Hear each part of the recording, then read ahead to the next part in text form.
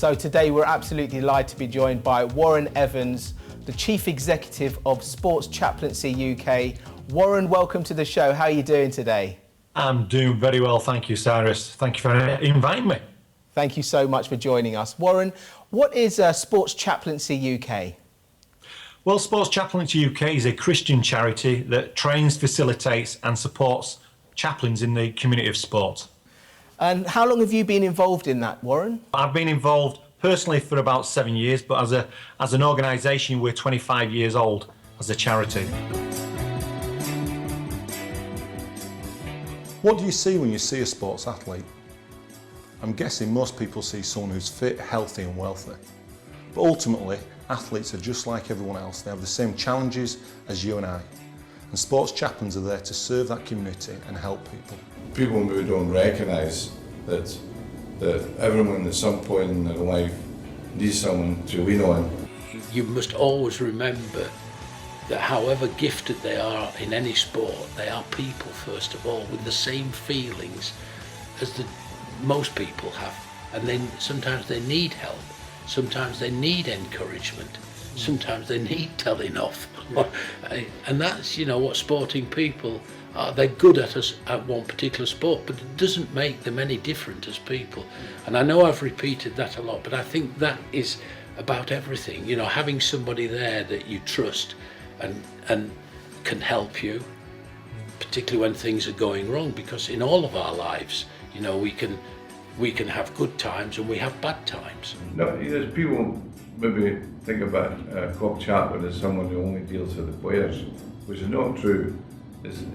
Jonathan's job was to deal for everyone, and a number of times they had to deal with all sorts of situations for the staff in Old Trafford, apart from the footballs. It was great. It was a really busy job he had, and coming in was a fantastic step forward for Manchester United in terms of dealing with the human relationships between club and staff.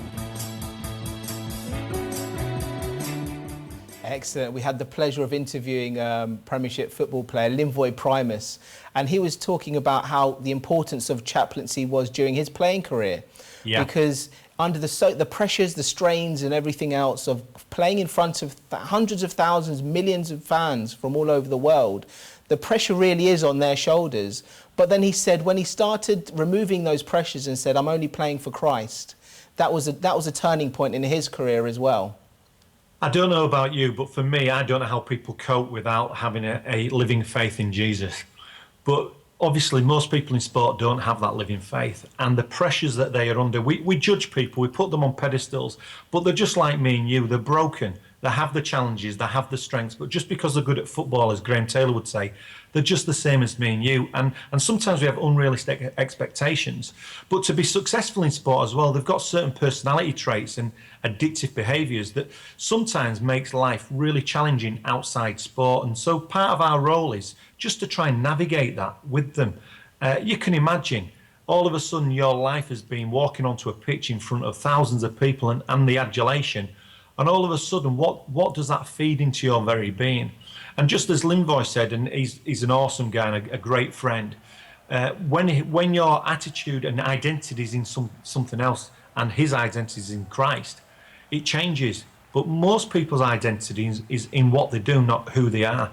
And part of that is the massive challenge that sports people and everybody else in society face. And we just have the privilege of engaging in that role and just holding someone's hand and I guess being that safety net when they want someone who's, if I speak to a player or they speak to me, then I have no way of impacting if they're going to get played on Saturday or Sunday. I have no impact on how much they're going to get paid. So I'm really independent. I'm that safe port of call. And guess what? That's what a lot of people just want. They just want someone where they've got a safer port of call so they can just talk to someone in a real way.